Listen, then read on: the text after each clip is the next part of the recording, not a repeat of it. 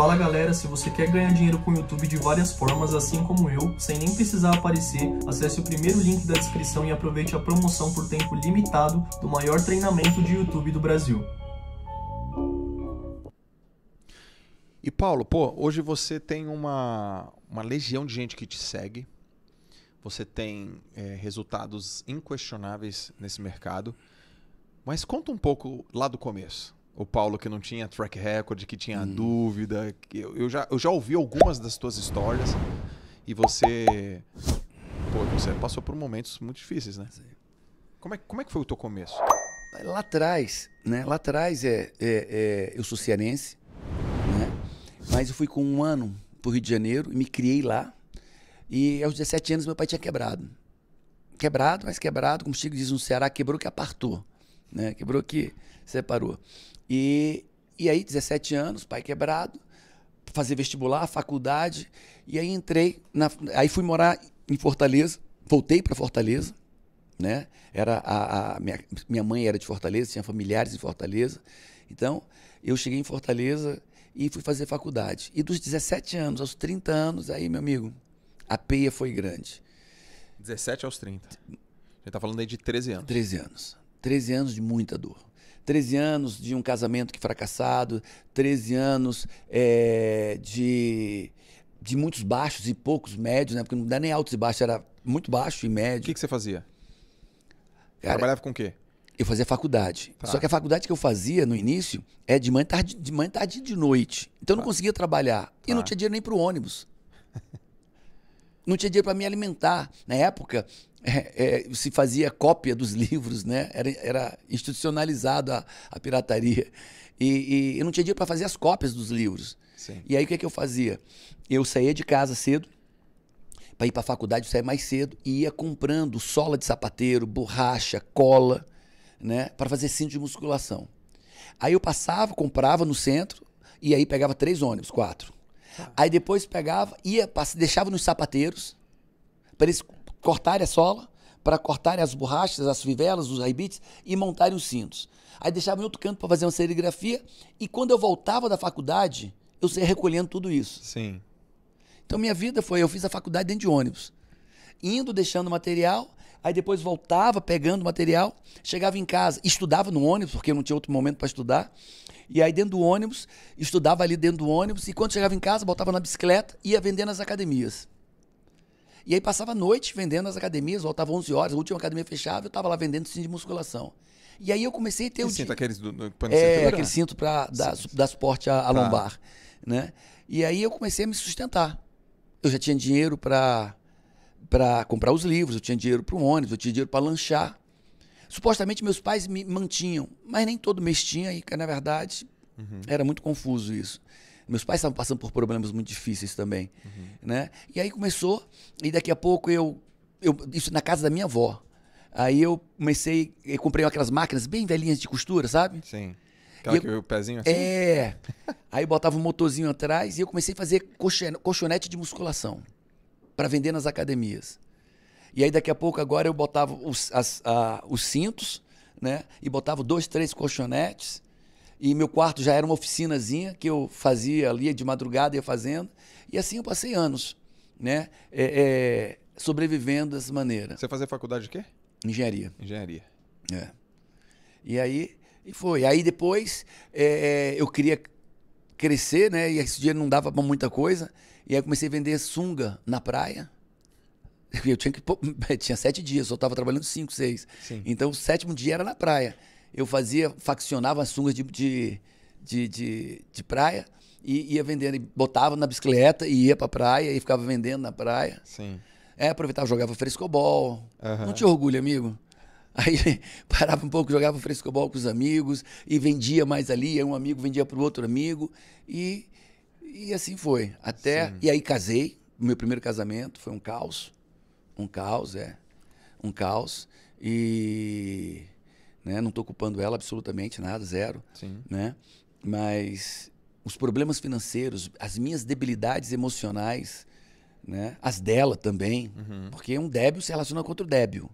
Não dá para um débil se relacionar com uma pessoa nem rola.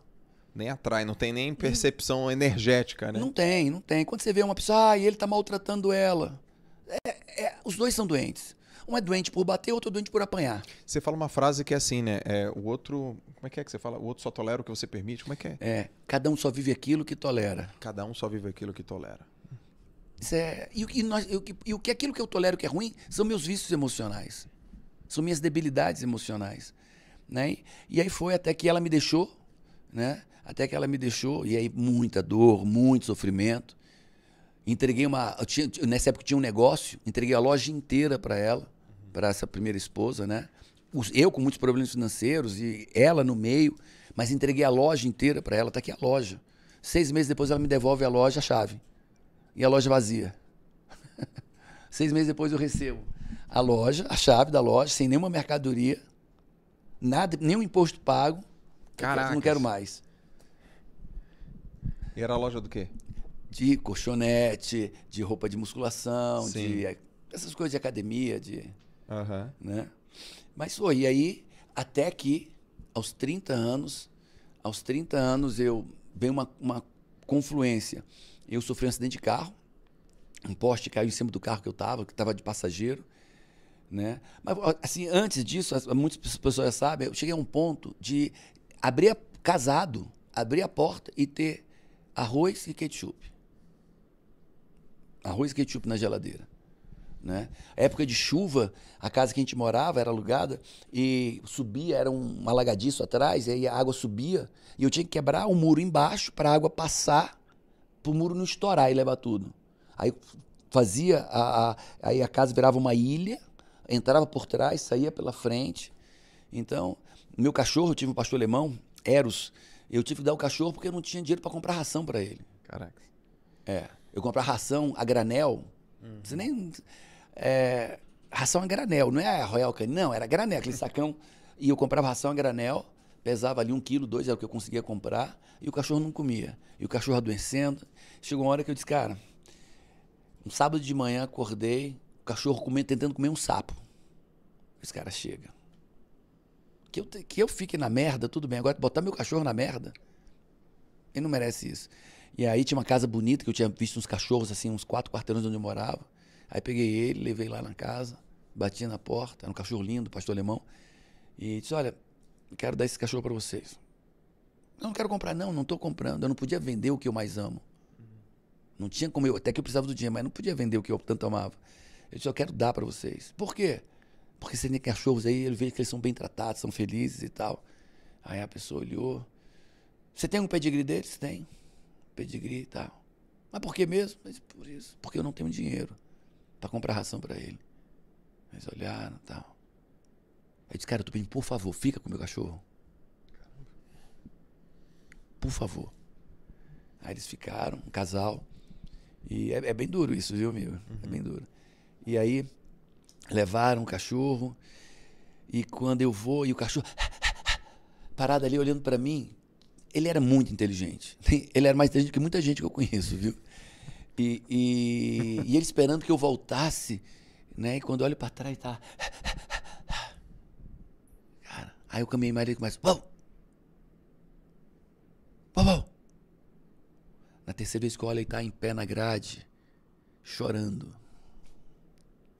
Chorando. Gemendo. Aí eu disse, porra, eu volto e deixo esse cachorro na miséria junto comigo ou liberto ele? Aí disse, cara, eu amo demais ele pra deixar ele preso. Pra deixar ele faminto, né? Mal alimentado, sem veterinário, sem remédio. E aí foi um dos grandes pontos de mutação da minha vida, né? Logo depois eu sofri um acidente de carro. Sofri um acidente e disse, cara, eu não quero mais viver isso na minha vida. Aí sofri um acidente de carro, o poste caiu no meio, né? Foi, acho que a maior bênção da minha vida. Eu estava de carona com 2 meninas, de manhãzinha cedo, e ninguém morreu, graças a Deus, mas o carro ficou completamente dividido. É a mãe dele ali, ó. Foi a mãe dele, uma das pessoas. Caramba. Ela estava no banco de trás e ficamos presos, era tipo 6h30, 7 horas da manhã. Como o poste encostou no chão, era aqueles postes grandes de avenida, e rompeu os dutos de combustível e começou a vazar combustível, vazar água, o cheiro subindo, a gente preso dentro do carro. Né? Motorista presa, assim, que o poste caiu, assim, entre as pernas dela. Né? E aí foi aquela história, assim, ninguém vinha, o fio chicoteando, então, com alta tensão, ninguém chegava perto por causa dos fios, o combustível vazando, o cheiro sufocando a gente dentro do carro. E, cara, tem que sair daqui. E aí consegui tirar a mãe dele primeiro, aí depois consegui tirar a motorista, né? E quando eu saí, foi aquela coisa de Deus, assim, o sol, 7 horas da manhã, brilhando, dando na cara, assim, é como se eu estivesse indo para a luz, como se estivesse renascendo das cinzas, do ferro velho, da lata amassada. Aquilo foi meio que um renascimento para mim. Quando eu saí do carro vivo, né, trouxe as duas junto comigo, eu pulava. Os caras, ninguém entendia. Isso que é maluco, tava pulando. Cara, eu tô vivo. E aí veio algo espiritual dentro de mim, assim, Deus tem algo para mim. Deus tem algo para mim. Porque era para ter caído meio que entre a motorista e mim, e eu consegui baixar ela e me abaixar na hora. Né? Eu percebi que o poste ia cair, e eu gritava, e eu pulava, e eu vibrava. Deus tem algo para mim. Essa não é a minha vida, essa merda aqui não é a minha vida.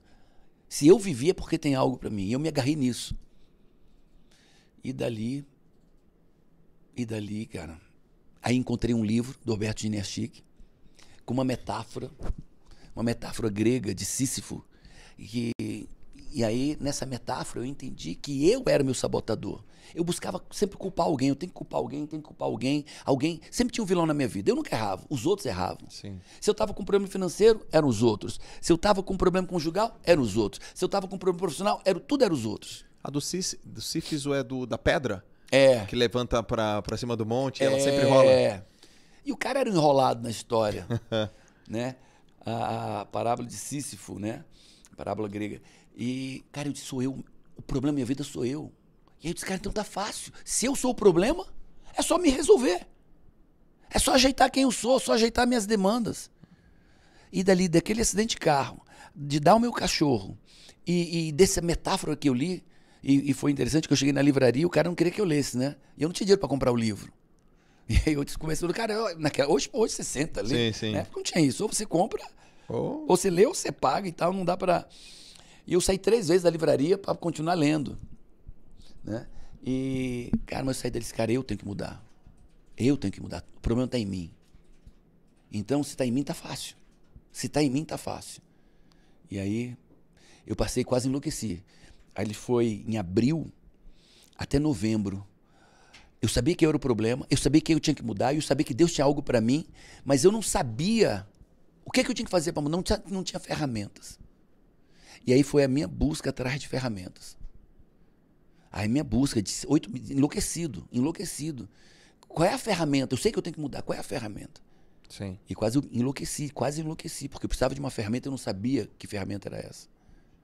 E até que eu comecei a entender sobre inteligência emocional e sobre coaching. Quando nem existia coaching, né? O coaching bem raiz americano, e aí um ano depois, eu já tinha, a Camila era minha noiva, eu tinha um apartamento quitado, carro, 2 carros, 12 meses de morar com a avó e não ter o que comer. Eu tinha um apartamento quitado, 2 carros, um carro de rally. Eu tinha outra vida. Quando eu entendi que eu era o meu problema, quando eu parei de culpar os outros, quando eu parei de reclamar da vida, quando eu parei de achar culpados e criticar e reclamar e me vitimizar, amigo, a mudança foi poderosa e imediata.